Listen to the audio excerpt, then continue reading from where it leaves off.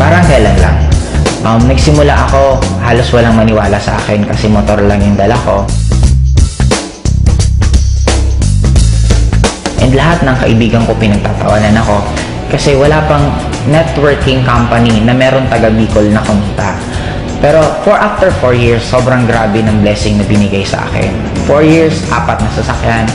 First car ko is Honda Civic, second car ko is Montero Sport, third car ko is sobrang wapo ng sasakyan kasi 2-door siya na Accord na kung nanonood ka ng Fast and the Furious, halos magkamukha yung sasakyan na yun.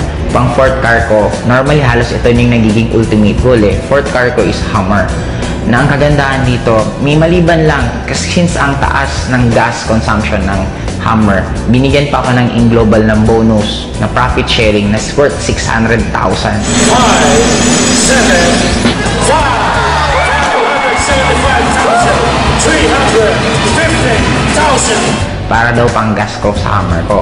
And ang pinaka naging blessing sa akin this year, kasi binigay pa sa akin ng AIM yung isa sa pinakapangarap ko, yung makakita mismo ako at makahawak ng snow.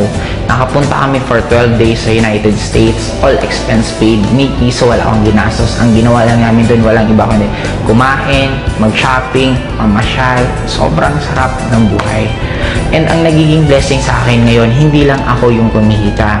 Kasi within this year alone, 10 sa taga Bicol ang nagkaroon ng first car nila. And I already created more than 30 millionaires under me.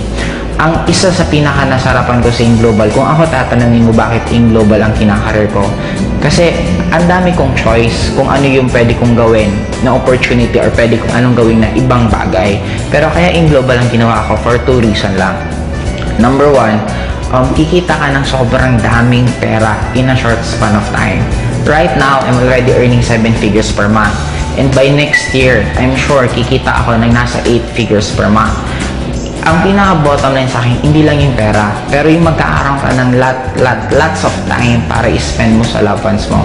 Kasi for me, yun naman talaga ang pinaka-essence ng buhay. Money, importante, pero ang pinaka-importante sa lahat is hindi ka mawala ng time para sa loved ones mo.